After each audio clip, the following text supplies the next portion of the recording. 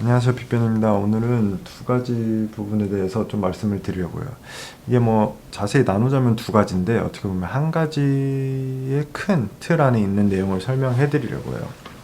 요즘 뭐 혼인율, 그러니까 결혼율이 좀 떨어지고 그에 따른 이혼율은 상대적으로 이제 혼인이 적어지니까 이혼율은 높아지는데 이혼 말고 혼인 취소라는 게 있습니다. 혼인 취소. 혼인이 취소되는 거예요. 이혼과는 법적인 개념이 좀 다를 수 있죠. 이혼은 이제 원래 잘 살다가 이제 둘이 뭐 성격 차라든지 아니면 어떤 일방의 유책 행위로 인해서 뭐 외도든 폭행이든 이런 걸로 해서 이혼을 하거나 그게 이제 이혼이고 그거와 다른 혼인 취소라는 개념이 있어요. 혼인 취소가 가능한 경우는 몇 가지가 있는데 그중 가장 보편적이고 일반적인 게 바로 사기 결혼입니다. 사기 결혼. 결혼을 하는데 요새는 사실 예전과는 달리 예전에도 마찬가지지만 결혼 정보 업체들이 많이 성행을 하고 있잖아요. 그래서 거기서 내가 원하는 조건 아니면 뭐 비슷한 조건에 이제 이성을 만나서 결혼들을 많이 하는데 뭐 그것만이 아니죠. 뭐 교제를 몇 달, 몇 개월, 몇 년 했음에도 실제 결혼을 해보니까 그 사람의 직업, 학력, 재력, 심지어 결혼 여부, 자녀 여부 이런 게 다 거짓이었다. 쉽게 말하면 알고 보니까 이혼남이었다. 알고 보니까 자녀가 몇이 있는 사람이었다. 알고 보니까 재력은커녕 빚쟁이였다. 어디 대학을 나왔다고 했는데 다 거짓말이었고 뭐 이런 것들이겠죠. 그런 경우에는 혼인 취소가 될 수 있어요. 뭐 사안에 따라 조금씩 다르겠지만 이 사람이 나를 기망해서 혼인 신고를 했기 때문에 이 혼인이 취소되어야 된다. 이게 바로 혼인 취소의 개념입니다. 물론 혼인 취소를 하면서 내가 알고 내가 결혼하려던 사람이 아닌 다른 사람과 결혼을 하고 혼인 생활을 하고 이혼에 준하는 혼인 취소 소송을 하든 해야 돼요. 간에 받았던 정신적 충격이 크기 때문에 일반적으로 위자료 청구를 동시에 합니다. 위자료 혼인 취소의 경우에 몇 천만 원 수준에서 나오는 게 일반적이에요. 뭐 2천 전후 해가지고 뭐 경우에 따라 3천 나올 수도 있고 뭐 그렇죠. 5천이 나올 수도 있고 1,000만 원 이하가 나올 수도 있고 그건 이제 각 케이스마다 그 사안의 상황에 따라 다르긴 한데 이거와 비슷한 게 뭐냐?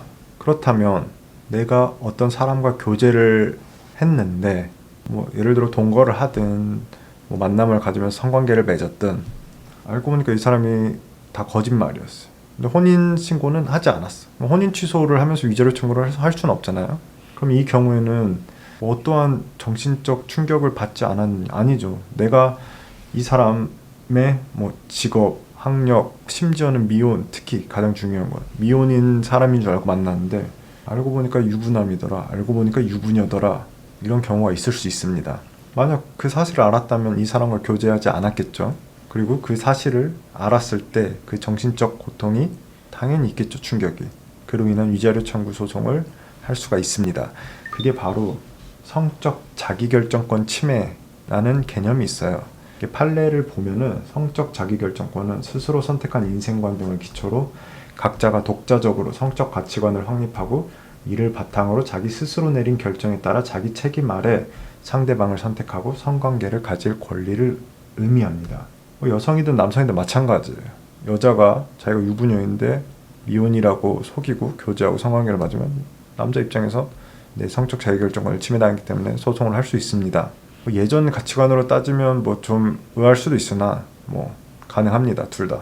그리고 판례를 보면 혼전 성관계를 가질 여부는 여성이든 남성이든 스스로 판단하고 그에 따르는 책임도 스스로 지는 것이 원칙이나 위와 같은 성적 자기결정권은 누구나 다른 사람으로부터 부당한 간섭을 받지 아니하고 자신의 자유로운 의사에 기하여 상대방을 선택하고 성관계를 가질 의미를 의미하고 나아가 우리 사회의 혼인과 성행위에 대한 인식, 이에 대한 평가 등에 비추어 볼 때 상대방이 결혼을 한 사람인지 여부는 성관계를 맺을 상대방을 선택함에 있어 매우 중요한 기초가 되는 사실이다.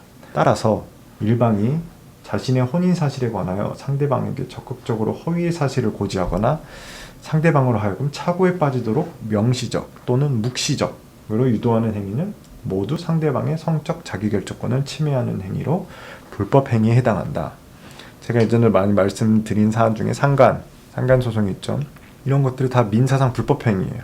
뭐 비록 간통이나 이런 혼인 빙자 간음 둘 다 상간은 간통 개념이고 이 성적 자유결정권 침해는 혼인 빙자 간음이라고 하죠. 이 두 개가 예전에는 다 형사처벌 대상이었습니다. 그러나 이제 사회가 변하고 이제 뭐 성적 자기결정권이란 개념도 나오고 성행위를 하고 뭐 이런 거에 대해서 국가의 개입이 들어가서 처벌을 하는 것은 좀 과하지 않냐 해서 헌법재판소에서 둘 다 위헌 결정이 나서 지금은 둘 다 죄가 되지 않아요. 즉 위법, 형사적으로 불법 행위가 아닙니다. 하지만 민사적으로는 그 위자료 책임을 인정하고 있어요. 즉 민사상으로는 불법 행위가 인정됩니다. 이게 민사상 불법 행위하고 형사상 불법 행위가 좀 달라요, 개념이. 물론 동일한 사안도 있을 수 있으나 형사 처벌이라는 것은 어떤 국가가 벌금을 내리거나 징역, 신체 자유를 구속하는 행위이기 때문에 좀 더 이렇게 엄격하게 봅니다. 그 대상. 하지만 민사상 불법 행위에 해당하면 그에 따른 손해배상, 금전적인 이제 책임을 지기 때문에 뭐 형사적 처벌에 비해서는 불법 행위 처벌에 비해서는 조금 좀 완만하게 판단을 하는 겁니다. 그래서 어쨌든 이러나 저러나 둘 다 상간이나 성적 자유권 침해나 형사적 처벌이 되진 않으나 민사적으로 위자료 책임은 인정됩니다. 상간의 경우에 제가 말씀드렸듯이 1,500, 2,000 이 선에서 왔다 갔다 하는 게 요즘 추세고 조금씩 올라가고 있습니다. 근데 이 성적 자유결정권은 역시 1,000만 원에서 2,000만 원 사이에서 위자료가 인정되고 있어요. 그렇기 때문에 이러한 예를 들어 이런 경우가 많아요. 없을 것 같지만 그 판례도 정말 많고 여자가 유부녀임을 속이고 남자랑 만나 성관계를 갖는 경우도 많고 반대로 남자가 유부남인 경우를 속이고 여자를 만난 경우도 많이 있습니다. 물론 둘 다 유부남 유부녀인 걸 알고 만났다고 하면 그거는 아무것도 성립되지 않지만 기망, 즉 속였다는 거는 아까도 판례 태도 말씀드렸지만 적극적으로 속이지 않아도 내가 유부남이거나 유부녀인 거를 제대로 얘기하지 않고 소극적으로 묵시적으로 기망하여도 인정됩니다. 사기도 마찬가지고 이러한 경우에는 위자료가 인정이 된다. 이런 법적 개념과 판례들을 오늘 간단히 소개해드리고자 하고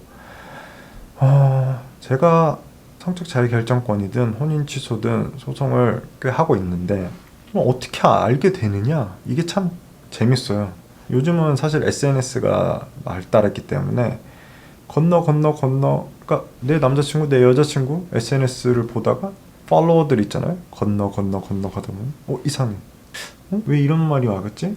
왜 이런 말이 써있지? 캐다 보면 알고 보니까 유부남이었다. 그 다음에 그 SNS 아이디를 구글에서 우연히 검색했는데 무슨 육아용품을 파는 중고나라에서 그런 거 있잖아요. 그런 거가 있는 거예요, 글이. 그래서 알게 되었거나 심지어는 우연히 헤어졌어요. 그 사귀던 남자랑 헤어졌는데 그 남자가 우연히 TV에 인터뷰를 하는데 결혼 반지를 끼고 있는 거예요.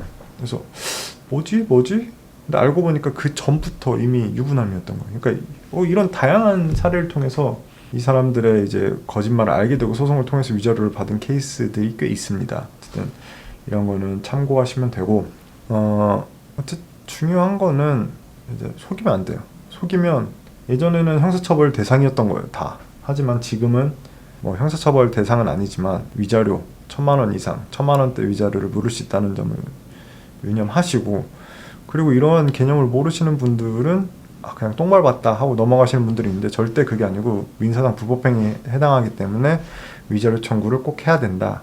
이런 개념들을 좀 유념하시고 참고하시고 결론은 검증을 잘해서 사람을 만나라. 물론 적극적으로 속이면 쉽지 않죠. 하지만 여러 루트를 통해서 그 사람을 검증하고 만나고 제가 한 모든 소송을 보면 만나는 동안에 분명 뭔가 이상한 포인트들이 있어요. 전화를 갑자기 머뭇머뭇거린다든지 전화가 오는데 받지 않는다든지 분명히 뭔가 느껴지는 것들이 있습니다. 그러니까 이런 것들을 그냥 그러려니 하고 아니면 혹시 그 사람의 설득에 그냥 넘어가지 마시고 하나하나 코치코치 한번 생각을 다시 되새겨 보셔서 이 사람이 날 속이고 있구나 하는 거면 적극적으로 대응을 하시길 바랍니다. 오늘 영상은 여기까지고 나중에 제가 예전에 학폭 관련해서 또 이야기를 드린다고 했으니까 그런 이야기들로 찾아뵙겠습니다. 감사합니다.